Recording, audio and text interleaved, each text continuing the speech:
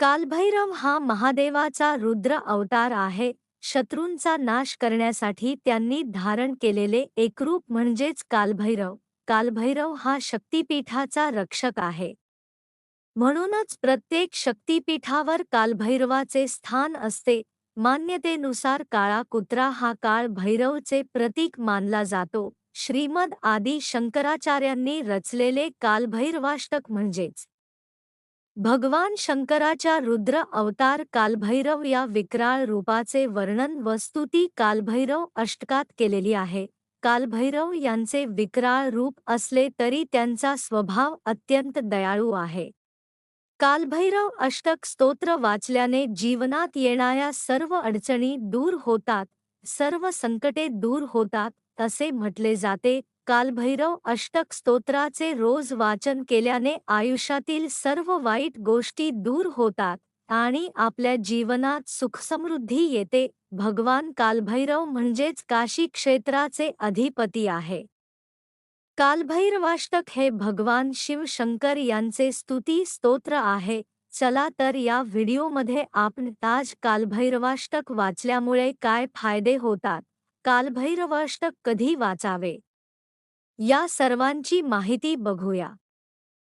भगवान कालभैरवांना प्रसन्न करण्यासाठी आणि त्यांचा आशीर्वाद मिळवण्याचा सर्वात उत्तम मार्ग म्हणजेच कालभैरवाष्टक स्तोत्राचे वाचन. त्या स्तोत्राचे वाचन करताना ते सकाळी किंवा संध्याकाळी केले पाहिजे. कालभैरवाष्टक स्तोत्राचे सायंकाळी वाचन केल्याने शत्रू, भूत, प्रेत यापासून आपले संरक्षण होते. कालभैरव अष्टक नियमित वाचन केल्याने होणारे फायदे: आपल्यावर असलेल्या कुठल्याही प्रकारच्या वाईट शक्तींपासून तसेच भूतबाधा यासारख्या वाईट शक्तींपासून आपली सुटका होते. आपल्या कुंडलीत असलेले राहू केतू यासारखे ग्रह देखील शांत होतात.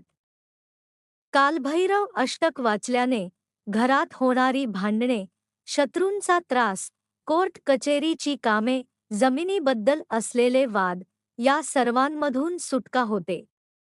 खूपच त्रास होत असेल व कोर्टाची कामे मार्गी लागत नसेल तर कोणत्याही सोमवारी किंवा अमावस्येला कालभैरव मंदिरात जाऊन कालभैरवांना बाजरीची भाकरी, वांग्याचे भरीत, कांदा, लिंबू व नारळ व खडी साखरेचा नैवेद्य दाखवून पूजा करावी व एक वेळेस कालभैरवाष्टकाचे वाचन करावे. यामुळे लवकरच तुमच्या कामात यश येईल.